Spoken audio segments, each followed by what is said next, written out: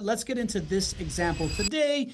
First things first, for those of you that haven't seen this before, this is JWB's portfolio generator. We all know here that Greg wants, his dream is to compete in the Excel World Championship. That's true. So he puts together these complex spreadsheets that do really fancy things, but this isn't just a spreadsheet, right? Like the idea that JWB has this much inventory that they own already because they are fully vertically integrated and aren't a fake turnkey provider that's just like finding a deal and putting you into it is kind of the magic sauce behind it. But beyond that, you see all of these different numbers. Talk me through some of these numbers, GC.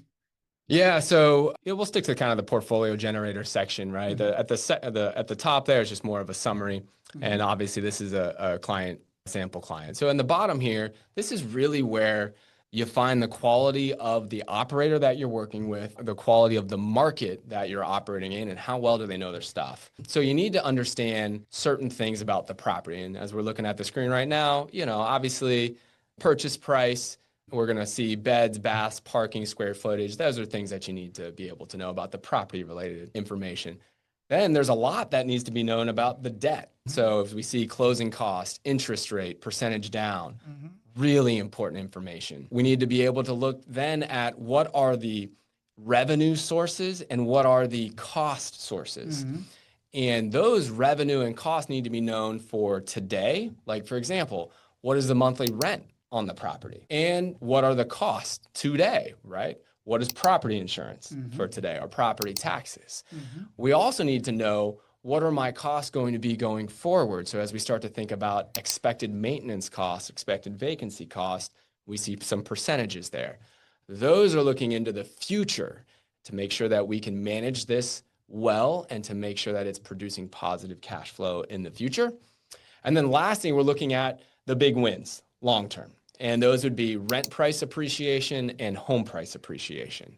And warning sign, if you are talking with a turnkey property company, make sure you understand how they're getting their numbers when it comes to home price appreciation.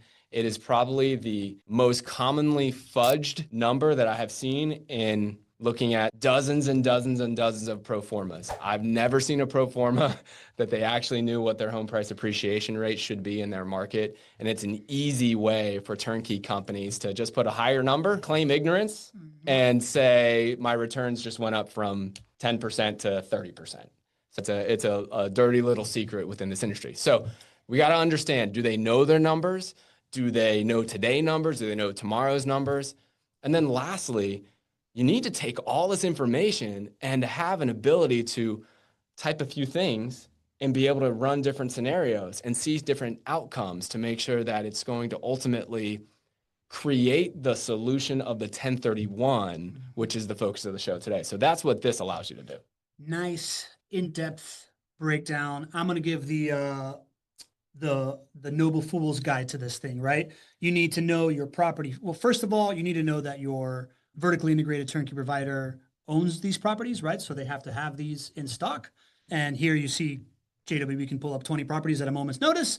And then you're going to have property features, right? Which is the address, the zip code, the bedrooms and bathrooms and the square footage and the year built and septic or not. Then you're going to have today's numbers, right? The interest rate, the purchase price, all things that you are certain of today. Year one rent, property tax today, property insurance today, additional costs today. And then you have tomorrow's numbers, the stuff that's going to happen as it goes on. Greg broke down that in today's numbers and tomorrow's numbers, there's costs and there's revenue, right? Costs, property tax, property insurance, revenue, rent for today's numbers, costs, maintenance percentage, vacancy percentage, revenue for tomorrow's numbers, revenue is expected, rent appreciation, and home price appreciation.